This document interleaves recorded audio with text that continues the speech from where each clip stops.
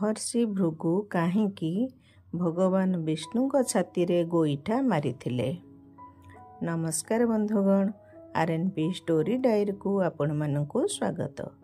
बंधुगण, थरे सरस्वती नदी कूलरे मुनि ऋषि माने एकत्रित होई आलोचना करुथिले। सेमानक मध्यरे जुक्ति तर्क चलीथिला कि भगवान ब्रह्मा, भगवान शिव एवं भगवान श्री विष्णुଙ୍କ मध्यरे किए बड़ एवं श्रेष्ठ। समस्ते निज निजर आराध्य ठाकुरଙ୍କୁ बड़ एवं श्रेष्ठ बोली कहुथिले।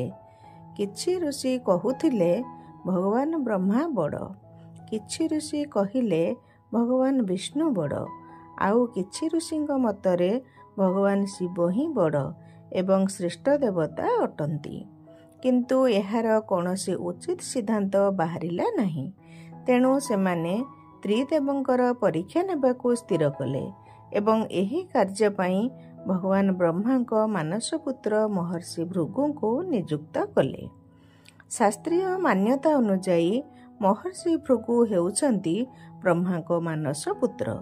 तांक पत्नीक नाम ख्याति थिला, जे प्रजापति दक्षଙ୍କ पुत्री थिले।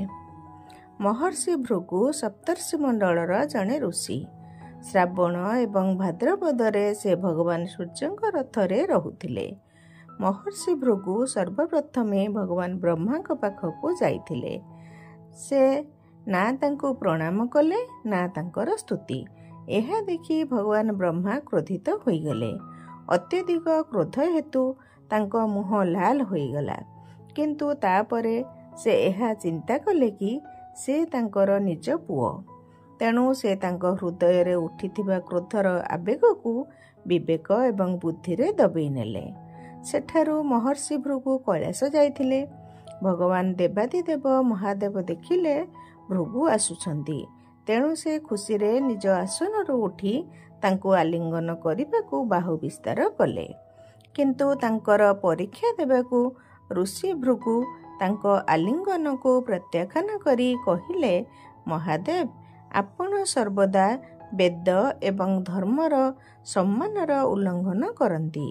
दुष्ट और पापी राक्षस मानकू आपण जो सुफल देउछंती सेमाने सृष्टि उपरे एक भयंकर संकट सृष्टि करती।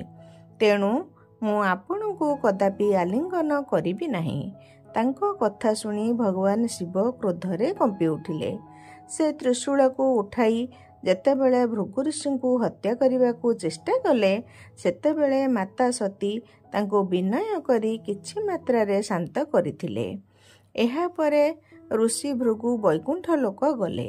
सेही समय रे भगवान श्री विष्णु माँ लक्ष्मी कोଳରେ मुंड रखी शोइथिले। महर्षि भृगु सेठारे पहुंचिबा मात्र ही तांको छातीरे एक जोर से लात देइथिले। भक्तवत्सल भगवान विष्णु खूब शीघ्र निज आसनरु उठी पड़ले एवं तांको प्रणाम करी तांको पादको आउसी करी कहिले, प्रभु आपणकर गोड़रे आघात लागि नाही तो? दयाकरी एही अवस्थारे एही आसनरे विश्राम करंतु। भगवान ऋषिवर, मते आपणकर शुभ आगमन विषय जଣା नथिला, तेणु मु आपणको स्वागत करि पारिली नाही।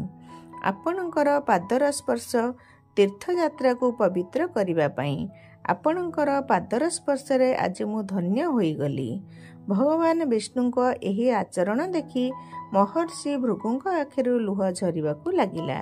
एहा परे से साधु मानक निकटकू फेरी भगवान ब्रह्मा, भगवान शिव एवं भगवान श्री विष्णुଙ୍କ समस्त अनुभूति विषय रे विस्तृत भावरे कहिथिले। समस्त ऋषि मुनि सेमानंकर अनुभूति शुणी आश्चर्य होइगले एवं सेमानंकर समस्त संदेह दूर होइगला। सेबेठारु सेमाने भगवान विष्णु को श्रेष्ठ बोली भाबी तांकर पूजा अर्चना कले। बंधुगण, जदि ए भिडियोटी आपण मानकू भल लागिला तेबे गोटे लाइक करिबा सहित सांगसाथी मानकू शेयर करि दियंतु। एही भली नुआ नुआ भिडियो देखिबा पई आम चैनल को सब्सक्राइब करी पाखरे आसुथिबा घंटी चिन्ह को दबाई दियंतु, जहा द्वारा आमर सबु नुआ भिडियोर नोटिफिकेशन आपणक पाखरे पहुंची परिबो। भिडियो शेष पर्यंत देखिथिबारु ଆପଣମାନଙ୍କୁ ଧନ୍ୟବାଦ। ଜୟ ଜଗନ୍ନାଥ ସ୍ୱାମୀ। ନମସ୍କାର।